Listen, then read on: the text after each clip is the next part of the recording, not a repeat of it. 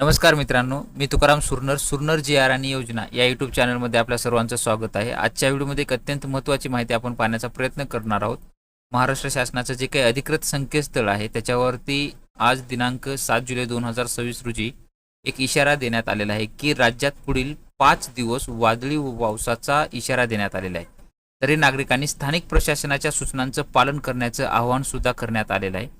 नेमकं आता कोणत्या दिवशी कोण्या ठिकाणी होणार आहे ती सविस्तर माहिती आपण पाहणार आहोत। त्याच्यामध्ये मुंबई वेधशाळेनं राज्यासाठी जे काही 5 दिवसाचा हवामान अंदाज जारी केलेला आहे त्याच्यामध्ये काय होणार आहे तर विविध भागामध्ये मेघगर्जना होणार आहे, काही ठिकाणी विजांचा कडकडाट होणार आहे आणि काही ठिकाणी उष्णतेच्या लाटेचा सुद्धा इशारा दिला आहे। त्याच्यामध्ये 7 जुलै रोजी म्हणजे आज पालघर, नाशिक घाट आणि पुणे घाट परिसरातील रेड अलर्ट देण्यात आला होतं।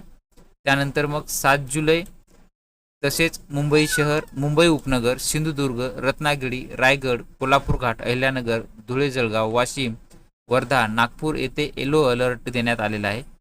तर ठाणे, रायगड, नाशिक, नंदुरबार, बुलढाणा, अकोला, सातारा घाट आणि अमरावती येथे ऑरेंज अलर्ट जारी करण्यात आलेला आहे। ही 7 तारखेचं म्हणजे आजच्या दिवसाचं होतं। त्याच्यानंतर मग आता उद्यापासून म्हणजे 8 जुलै पासून काय होणार आहे त्याच्यामध्ये तर पालघर, नाशिक घाट, रायगड, रत्नागिरी, कोल्हापूर घाट, बुलढाणा, अकोला, अमरावती आणि वर्धा येथे येलो अलर्ट राहणार आहे।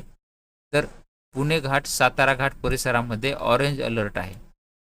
9 जुलै रोजी रत्नागिरी, सातारा घाट, पुणे घाट, खंडाळा घाट, चंद्रपूर आणि गडचिरोली येथे येलो अलर्ट आहे।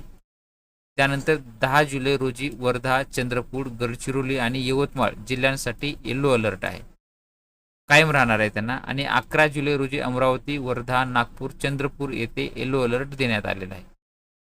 हे मुंबई वेधशाळेनं सांगितलेलं आहे। तर जे काही तुमच्या जवळचे स्थानिक प्रशासन तुम्हाला आणखी इतर काही सूचना देत असतील तर त्याचं पालन करायचं आहे। शेतामध्ये वगैरे असाल तर तुम्ही झाडाखाली वगैरे थांबू नका।